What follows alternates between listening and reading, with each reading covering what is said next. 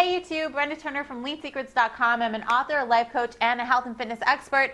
And you have to excuse my crazy hair because it is humid and hot in Illinois, and this is the best that I could do. Anyway, we're talking about Protein Shake 101 today. A lot of women don't really know about if they should be using a protein supplement. What the heck is a protein supplement for? Do you even need a protein supplement? So I'm going to address that today. First issue, do you need a protein supplement? Do you need to be drinking protein shakes? No, I'm going to say no, you do not need protein shakes, but the reason that you might want to be drinking a protein shake is because you need 5 to 6 servings of protein per day, or up to 1 gram of protein per body pound.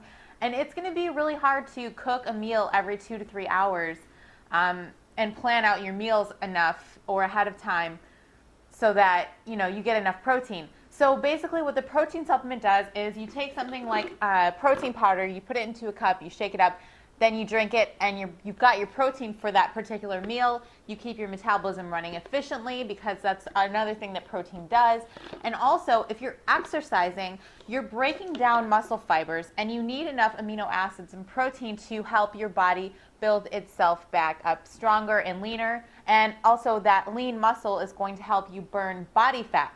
So essentially, protein powders can definitely help lose weight, but you have to make sure that you have the right protein powder, and you have to make sure that you're not overdoing it and drinking too much of it.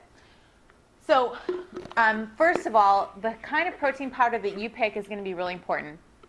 You're going to go into GNC and see a whole a whole store full of these protein powders.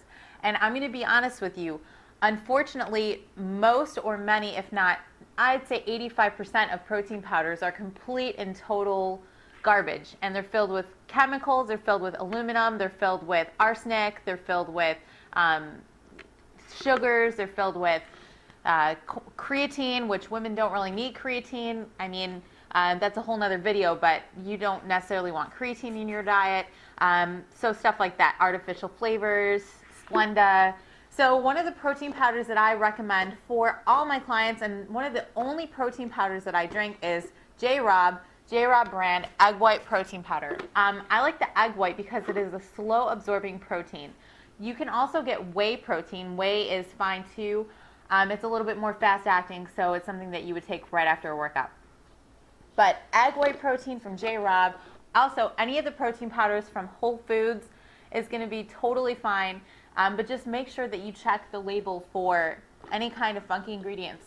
The ingredients on this, as you can see, well, you can't really see, but it's egg whites, xylitol, which is a natural sweetener, cocoa powder, xanthan gum, which is a thickening agent that is also natural, and then stevia. So that's it.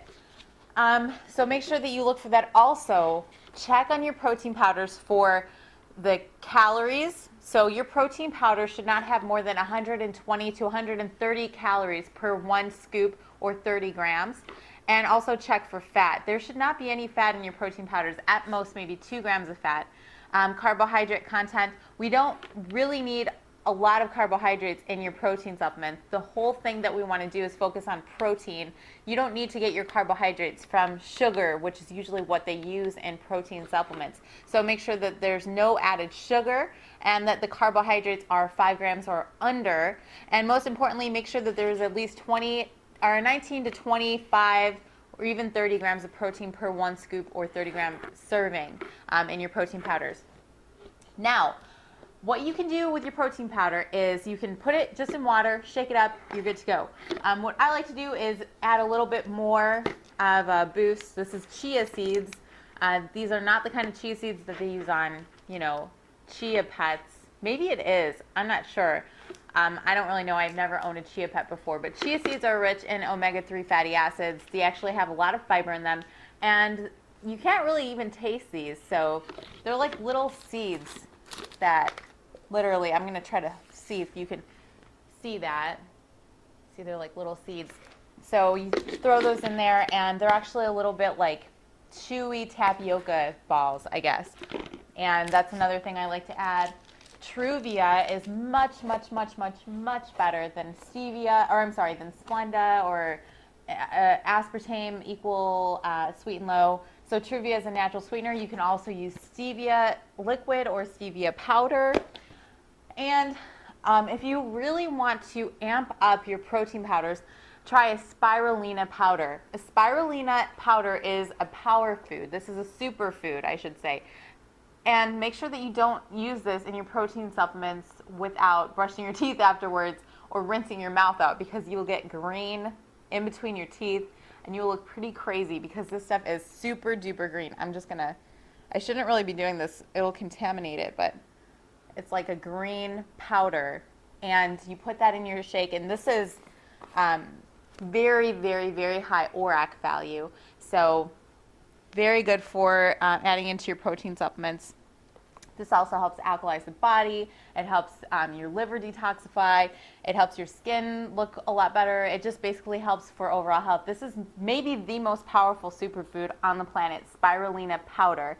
And you can get this at Whole Foods. You can get this online. So just make sure that your spirulina has a GMP, or any supplement that you get has a good manufacturing practice stamp of approval on it, so that way you know that the company is reputable and that the supplements that they give have been verified to have the nutrients and the vitamins that they claim. So look for the GMP certified stamp of approval on your supplements. And lastly, you can add extracts like ginkgo biloba or ginseng or cat's claw or whatever you want.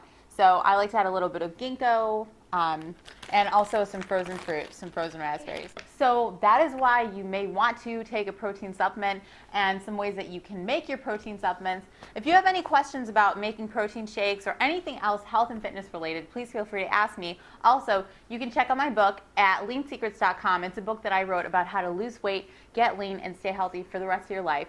And lastly, if you want to see more videos like this, click the subscribe button, comment, rate the video, and I will talk to you later. Thanks so much for watching.